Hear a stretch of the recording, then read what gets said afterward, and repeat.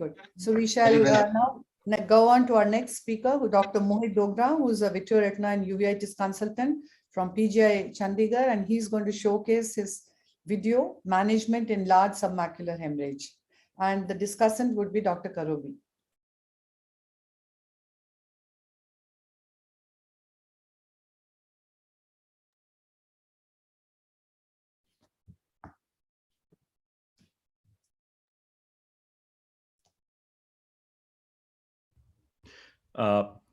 Good evening. Is my screen visible and am I audible, ma'am? Yes, yes. Yes, yes. Thank you. Thank you. At the outset, I'd like to thank Chitra ma'am and Srinivas sir for this opportunity. And I'm going to just talk on management of large submacular hemorrhages. I have no financial disclosures. It's a 4-minute, 20-second video of 2 cases. And it's going to run. It has a voiceover. Hopefully it should work. And then maybe we can have a discussion at the end. Submacular hemorrhages may occur secondary to neovascular AMD, polypoidal choroidal vasculopathy, ruptured retinal arterial macroaneurysms, trauma, Valsalva retinopathy, or rarely secondary to blood dyscrasias. Subretinal hemorrhages less than 4 disc diameters in diameter are classified as small, while those greater than 4 disc diameters up to the equator are labeled as large. Similarly, subretinal hemorrhages with thickness of less than 300 microns on cross-sectional OCT are called thin, whereas those with thickness more than 300 microns are thicker hemorrhages. The prognosis of these cases depends on the size, duration, thickness, and etiology, with small, thin hemorrhages operated within 1 week having the best prognosis, as do hemorrhages secondary to trauma, ruptured retinal arterial macroaneurysms, or Valsalva retinopathy. Small and thin subretinal hemorrhages may be observed or treated with intravitreal anti-VEGF agents.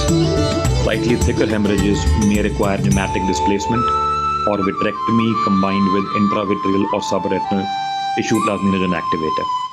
However, large and thick subretinal hemorrhages require vitrectomy with subretinal pneumatic displacement with or without intravitreal anti-VEGF agents. We shall be discussing 3 cases of subretinal hemorrhages with varying degrees of large subretinal hemorrhages. Case 1 is of a 53-year-old female who had a thick 4 disc diameter submacular hemorrhage secondary to a ruptured retinal arterial macroaneurysm. 25 gauge standard 3-port vitrectomy was begun, and following core vitrectomy, Kennicott-assisted posterior hyaloid removal was done. The ruptured retinal arterial macroaneurysm can be clearly seen along the upper temporal arcade. A 38-gauge Med1 subretinal cannula was used to inject 0.3 ml of filtered air combined with 0.3 ml of tissue plasminogen activator in a concentration of 12.5 microgram in 0.1 ml. Following the injection of this subretinal cocktail, a partial fluid air exchange was done, followed by SF6 tamponade and propped up position in the post-op period. At 3 months follow-up, the patient had a visual acuity of 6/18 with complete displacement of the submacular blood and normalization of retinal architecture on OCT. Case 2 is of a 48-year-old male who presented with hand motions vision in his left eye, along with a large subhyaloid hemorrhage as shown by the yellow arrow, and also a 8 disc diameter submacular hemorrhage as is highlighted by the red arrow in the fundus photo. 25 gauge 3-port vitrectomy was done, and a core vitrectomy was done initially to remove the breakthrough vitreous hemorrhage. After removal of the vitreous gel, the 8 disc diameter large submacular hemorrhage was clearly visible.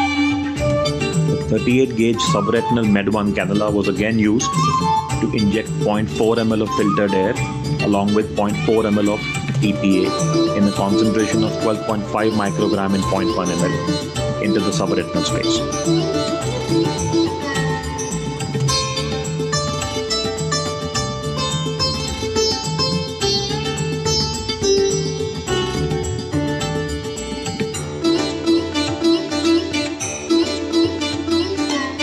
Partial fluid air exchange was then done, followed by SF6 tamponade and post-operative propped up posture.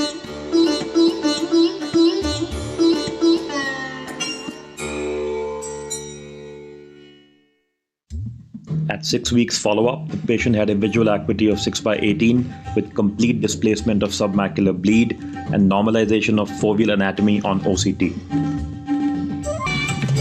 Thus, subretinal hemorrhages of any etiology, ranging from sizes as small as 4 disc diameters up to massive ones of 16 disc diameters, can be successfully managed with subretinal pneumatic displacement, which includes vitrectomy followed by posterior hyaloid removal and subretinal injection of TPA along with filtered air and propped up posture in the post-operative period. Thank you. Thank you, everyone. Thank you. Wonderful results, Mohit. I should congratulate you on all your cases. Thank you. Karobi, madam, please go ahead. Mohit, both your cases were really excellent, and this was the best example of an intermediary surgical procedure which helped you get the kind of results that you did obtain in these patients. But the thing is that for the sake of the PGs, there are numerous techniques, but Mohit has already told you that it was he's done it early at 3 days and 7 days. So it's a fresh hemorrhage, so that it has not given rise to any kind of complications in the functioning of the retina. And also because he's injected this after doing a complete vitrectomy, the results have done well. But these are always surgical procedures are always linked with possibilities of complications, whether it could be a cataract formation or PVR or recurrent retinal detachments. So that risk is always there. So in these cases, sometimes you can make do with a scenario depending on what the cause is, whether it's a PCV or whether it's AMD, with a combination of an anti-VEGF and air if you need to displace the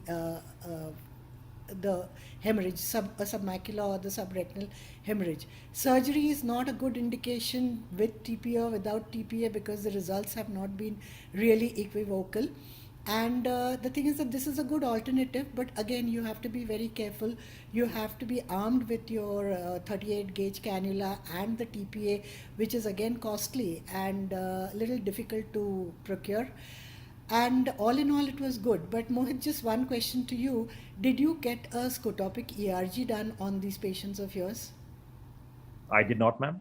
And I completely agree that that's something that can be looked at, given that there is toxicity that has been associated with TPA. However, there's something that I didn't mention in my talk, but we already have this study done. It was in fact one of our MCH Vitreoretina students who actually conducted this. And we actually prospectively randomized these large submacular hemorrhages, and large were more than 4 disc diameters at the minimum and thicker than 300 microns, into again the same surgery that I did, but we had 2 arms in which one was all things similar: PPV, subretinal TPA, subretinal air, and SF6. The other one we did not use TPA, we used subretinal BSS. So that's actually coming back to your point, ma'am, and which is also very pertinent about A, the cost, B, the availability, C, the toxicity, and D, the fact that we don't dilute this. It's not like we get these cases every second day. So even if you know what to do when you dilute it, there is a even chance that something could or would go wrong in the OR while getting the dilution right. And a little dilution error here or there, you increase the 50 microgram upper limit and you will have very widespread damage. So we have that. We had 12 patients in both groups in that study. The 12 patients with subretinal, in which there was no TPA used, had subretinal BSS. I don't want to say did better, but did equally good as far as both displacement and functional outcomes were concerned. So that is we have that study done. It has a CTRI registration number, but we are still in the process of writing it. So I'm not going to be able to give you the reference for it, ma'am. But again, just something that I always thought, with the TPA availability and toxicity being an issue, And just wanted to share that experience. In this case, just for a thought, would you have not liked to do just an anti-VEGF with air injection, not even SF6? So absolutely, ma'am. So the first patient, the ruptured artery macroaneurysm was just 4 disc diameters. That I actually, glossed over that fact, but it was actually on that first busy slide of the patient data. That patient had a prolapsed intervertebral disc. The patient could not lie down prone. That was the major issue with the patient. The issue with pneumatic displacement is if the patient can't maintain posture, it's not going to push it. So with this technique, apart from other advantages, the other one of the major advantages, at least for me, is that in the elderly age group or in the orthopedically challenged subgroup of patients who cannot maintain prone posture, no prone posture is required in this. The patient is propped up right post surgery. And that's why we went for that. For the second patient, there was no way we could have done that, ma'am, because he had a multi-layered bleed. There's no way we could have displaced that large subhyaloid, sub-ILM, and the submacular bleed with just the pneumatic thing, ma'am. No, very well. Thank you. Very nice. Thank We are you, going to Mohit. I think wonderful- it was a wonderful thing. And even I agree, anything crossing the posterior poles, even I am more in favor of using the subretinal TPA. But just one question, in some case you used a 0.3 and in one case you used a 0.4. Why was there a difference in these? And second thing was, I have done around 7 or 8 cases of subretinal TPA. But I find it's always better to do it at the end of the surgery that is under air. Because once we do it and then do a fluid air exchange, I have seen some egress of the whatever we injected out through that. So just 2 quick comments from you on those.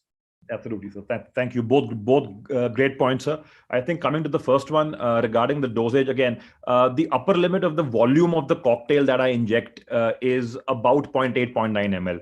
And there's no algorithm. There's no ki itna hemorrhage hai to itna inject karo. But in my mind, the second patient had a larger hemorrhage. So I went to the maximum level of the volume that I wanted to inject. The first patient had a less amount. So it's not an algorithm. Because of the dosage that you are increasing the volume of your... Absolutely, sir. But I scaled down the dose. I'm not going to go above 50 microgram cumulative dose in any event, sir.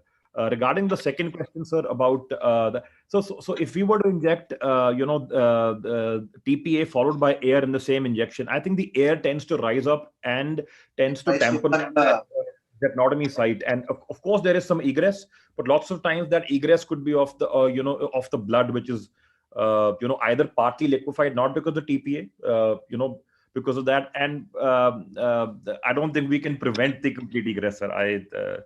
I don't think we can ensure that.